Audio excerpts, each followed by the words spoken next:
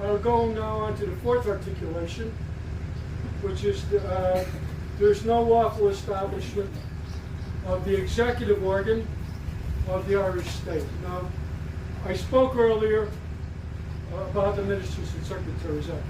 The Ministers and Secretaries Act is the basis for the executive organ. The Ministers and Secretaries Act 1924 is the basis, the foundational basis for each and every Minister of State and Department of State, first of all, to be established, secondly, for them to assert power, and thirdly, how do they assert that power is by Section 15 and 16 of the Ministers and Secretaries Act 1924, which says that ministers must have proper authorization, and assistants for ministers must be also authorized by the minister themselves.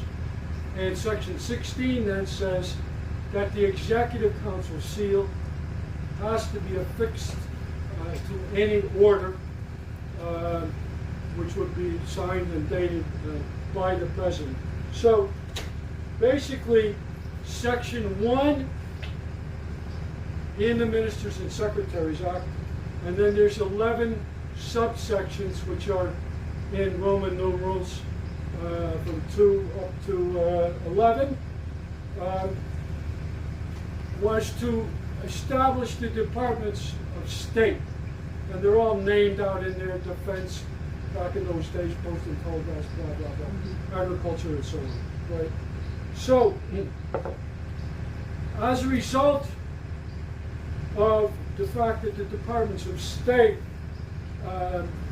were not properly established, therefore, on the 1st of January 1938, those departments of state were to transfer into the new Constitution, right? So, how could they do it? They couldn't.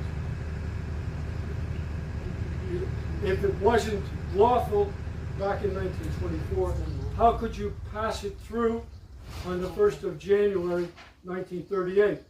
Now, is there a way to show that this has breached the Constitution? Yes, there is. Because in Article 56.3, which is a transitory provision, people think that they're no longer valid, but they are. They're always speaking. The articles from 1 to 64 are always live, they're always speaking. So, Article 56.3 says, the departments of state of source that Eire shall, as on and from the date of the coming into operation of this Constitution and until otherwise determined by law, become and be the departments of state. Impossibility. So all those departments of state, since the 1st of January 1938, and they've increased it up to 15, they have no power. They're all void. Okay? Now, what does that mean? That means there's a flaw in the Constitution, Article 56.3. This is an impediment because it contains an illegality.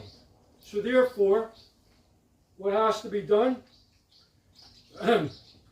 This constitutional flaw can only be rectified by a newly arranged plebiscite, vote by the people, for the purposes of allowing the people the right to directly nominate candidates and elect administrators to the several departments of state. Obviously, present members of either Dáil or Seanad Éireann must be disqualified as candidates because they hold public office invalidly. So that means it gives the people the opportunity to get rid of all of those that are there at the moment and to hold their own plebiscite Obviously, there will have to be committees and commissions formed to deal with this. But this is a huge impediment. Right? Okay. That's the fourth articulation. If you want to pause it, I'll go on to the fifth.